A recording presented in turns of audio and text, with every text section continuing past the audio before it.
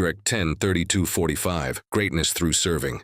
In this passage from the Gospel of Mark, Jesus Christ speaks to his disciples while traveling toward Jerusalem, where he would soon suffer and die.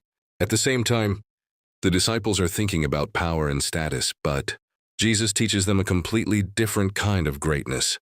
What if true greatness is not about being famous, powerful, or admired? What if the greatest people are actually the ones who serve others? In Mark 10:32-45, Jesus gives a message that completely challenges the way the world thinks about success. While the disciples were asking for positions of honor, Jesus was preparing to sacrifice himself for humanity. Jesus predicts his suffering. As they journey to Jerusalem, Jesus tells his disciples what will happen. He will be rejected, mocked, beaten, killed, and rise again. Even knowing the pain ahead, Jesus continues forward.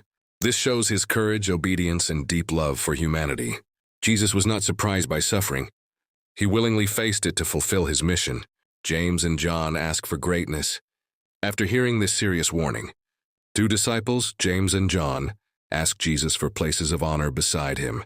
They were thinking about glory, power, and recognition. But their request reveals something very human. People often seek status more than service. Even today, many chase popularity, influence, money, and attention. Yet Jesus teaches that God's kingdom works differently. Whoever wants to be great must be servant. Jesus gives one of the most powerful teachings in the Bible. Whoever wants to become great among you must be your servant.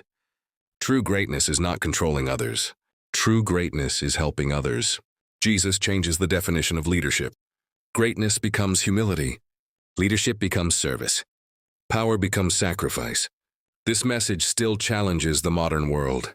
Jesus became the example. Jesus does not just teach service, he lives it. He says, "The Son of Man came not to be served, but to serve." The King of Heaven chose humility. He healed the sick, welcomed the rejected, washed feet, and ultimately gave his life for others. That is the heart of the gospel. Mark 10:32-45 reminds us that the world measures greatness by status, but Jesus measures greatness by love and service.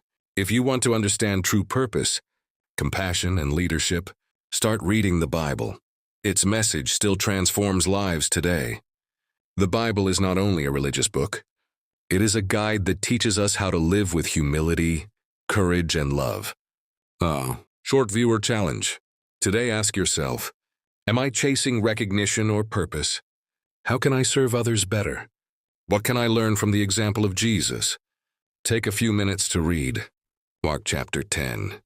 You may discover that true greatness looks very different from what the world teaches.